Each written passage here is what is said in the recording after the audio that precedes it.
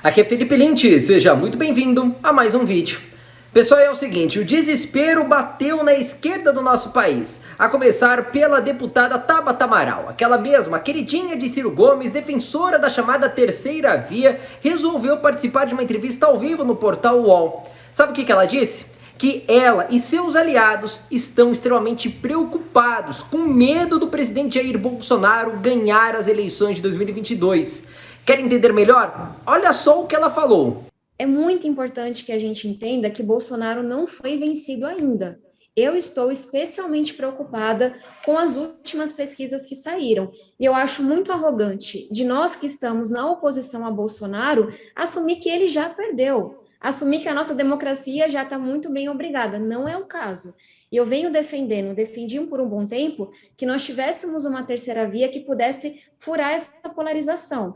Essa terceira via não se viabilizou. E aí, qual é a minha preocupação agora? E aí, ele respondendo em dois sentidos. Primeiro, se a gente entende que o cenário que vai se colocar é o de Bolsonaro versus Lula, Bolsonaro versus o PT, que a gente entenda que essa eleição não está ganha ainda e que mais importante e mais difícil do que derrotar Bolsonaro vai ser derrotar o bolsonarismo e governar.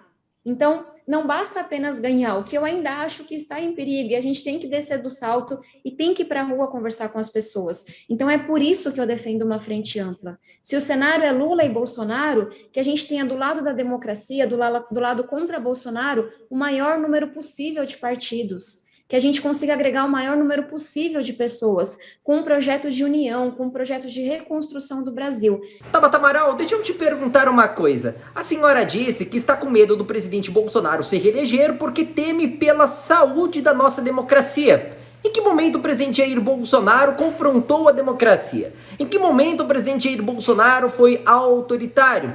Eu não vi em nenhum momento a senhora se manifestando de maneira repudiosa às declarações de Ciro Gomes, que é o dono do partido qual a senhora foi eleita e até hoje permanece, em relação às adulações que Ciro Gomes já fez a Nicolás Maduro, a Luiz Inácio Lula da Silva, que ultimamente tem defendido a regulação da imprensa, a regulamentação das redes sociais. Mas calma, calma que não parou por aí, viu? Temos também a dona Gleisi Hoffmann, presidente nacional do PT, que durante uma entrevista afirmou basicamente a mesma coisa, que teme a possibilidade de Bolsonaro ser reeleito, inclusive de ganhar logo no primeiro turno. Editora, pode soltar aí. Primeiro é o seguinte, nós vamos precisar de uma frente ampla para vencer Bolsonaro. Gente, é só olhar, vamos olhar as pesquisas, o que está acontecendo. O país está num desastre econômico, num desastre social, e esse homem é resiliente, tem 25, 26, 27, 28% das intenções de voto. Está com a máquina na mão. Agora vai soltar mais um pacote de 150 bilhões de reais, porque ele acha que é assim que vai ganhar a eleição. Vai mexer, depois de muito tempo, na política de combustíveis, também para não deixar subir, até para baratear os combustíveis. Pela primeira vez está falando contra a política de paridade internacional de preços, né, de preço internacional. Ou seja, alguém tem dúvida do que significa essa movimentação do Bolsonaro? Alguém tem dúvida que esse homem tem uma militância fascista, que esse homem tem um núcleo de apoio, que tem nazistas apoiando e que a eleição do Brasil para a extrema-direita é uma questão de interesse internacional? Basta a gente lembrar da entrevista que o Bannon deu, né? Aliás, que saiu nas redes, aí todo mundo compartilhou, dizendo que a eleição do Brasil era prioridade deles, né? Pelo significado que tem. Então, nós estamos diante de uma situação extremamente difícil para o Brasil, para a democracia brasileira.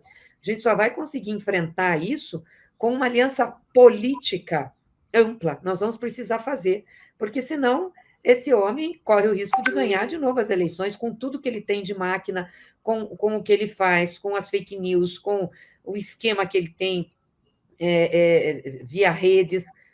Não dá para a gente vacilar nisso. Já chega em 2018, quando muita gente achava que Bolsonaro não era a pessoa a ser combatida, né? E olha aí o que deu. Então, 4 anos com essa criatura. Mais 4 anos de Bolsonaro, o Brasil chega a um ponto de não retorno, a democracia chega a um ponto de não retorno. Então, eu acho muito, muito arriscado a gente não ter um movimento amplo para isso. Porque, Breno, eu acho que essa eleição pode correr o risco de se resolver no primeiro turno. Não porque pelas condições que estão sendo dadas, entendeu? Você não tem essa terceira via aí que está remando, tentando alternativa. O Moro já foi, né? Não deu para nada. Não Foi vai. junto com o Arthur do Mamãe Falei, né? O Arthur Pois do... é, como a Mamãe Falei, com essa tragédia toda que é o MBL, o Kim Kataguiri, essa gente toda ligada ao nazismo, ligada ao sexismo, sabe? Coisa nojenta. Então, já foi.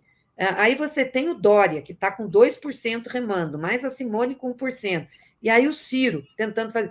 Eu não sei, eu acho que essa gente não vai conseguir se viabilizar, entendeu? Nós não podemos brincar, é isso que eu estou falando. Não dá para brincar. Pode ser que tenha gente que vai querer ir na terceira via, mesmo fazendo 5, 6, 7, 8%, que depois venha com a gente, que nós temos que buscar. Mas quem a gente puder trazer e construir nesse primeiro turno o movimento, nós temos que fazer. Porque pode ter, sim, a possibilidade de ser uma eleição que se decida no primeiro turno, pelo nível de polarização que está dado. Mas se já não bastasse o medo de Tabata Amaral e de Gleisi Hoffmann, que começam a enxergar a possibilidade de Bolsonaro ganhar não somente as eleições, como ganhar, melhor ainda, logo no primeiro turno, e tudo isso sendo comprovado pelas motocicletas, carreatas, por onde o presidente passa, extremo sucesso, temos também uma jornalista da CNN, a chamada Daniela Lima, aquela mesma que vive fazendo oposição ao presidente Bolsonaro, foi obrigada a noticiar que institutos tradicionais de pesquisas, pois é, até eles, estão começando a apontar o crescimento de Bolsonaro e o derretimento não somente de Lula, como da chamada terceira via. Pois é, os planos de Sérgio Moro estão literalmente desmoronando.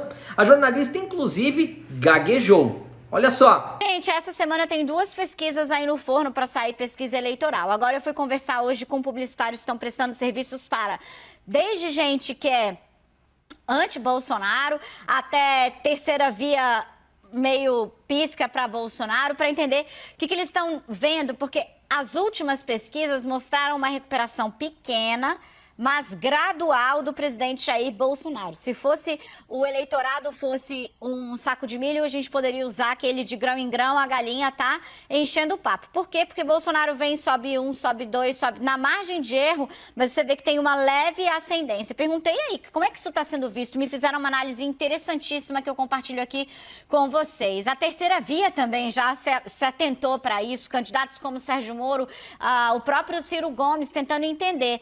A avaliação que foi feita, por exemplo, a Moro é a de que o fato do ex-presidente Lula ter estilingado tanto e ter aparecido tantos pontos na frente de Bolsonaro recrudesceu mesmo a questão da polarização e o bolsonarista envergonhado, digamos assim, aquele que estava esperando a campanha começar para ver se não ia estar falando isso, se não for Bolsonaro vai ser Lula. Já voltou, então, e deixou, tanto que você pode perceber que à medida que Bolsonaro vai crescendo, 1, 2, 1, 2, 1, 2, os candidatos da terceira via estão baixando de patamar. Moro, que chegou a ter 2 dígitos, não pontua mais com 2 dígitos há já algum tempo. Como é que faz isso, né? Como é que faz para desconstruir isso? Difícil, porque Bolsonaro, pelo seu jeitão, hoje ele foi fazer um evento com as mulheres, falou que as mulheres estão praticamente integradas à sociedade, difícil, né? Enfim, Bolsonaro já chega na eleição com o desgaste precificado. O que isso significa? Todos os dias a imprensa, ou o próprio presidente escancara seus pontos menos lapidados.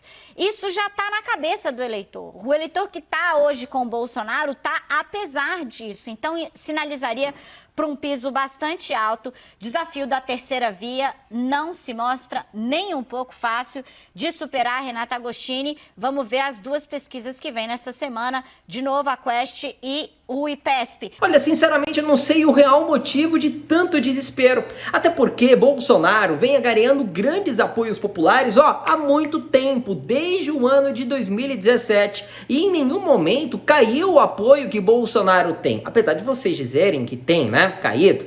Enfim, você se lembra da manifestação do dia 7 de setembro, que eles foram os verdadeiros negacionistas. Tabata Amaral, essa jornalista aí da CNN, a Globo, dizendo que tinha 50, 100 mil, meia dúzia de gatos pingados nas ruas, enquanto as imagens que vocês estão vendo aí na tela provam justamente o contrário. A Avenida Paulista lotada de ponta a ponta. Eu, Felipe Lintz, estava presente na Avenida Paulista no dia 7 de setembro de 2021. Eu vi com os meus próprios olhos. Mas depois os negacionistas somos nós aqui, né? Olha, pessoal, se você gostou desse vídeo, em saber que até a esquerda e parte da imprensa brasileira começam não somente a se assustar, como também a reconhecerem a força de Bolsonaro, já sabe. Curta, comente, compartilhe. Meu nome é Felipe Lintz, falo daqui do estado de São Paulo, te vejo na próxima oportunidade e tchau, tchau.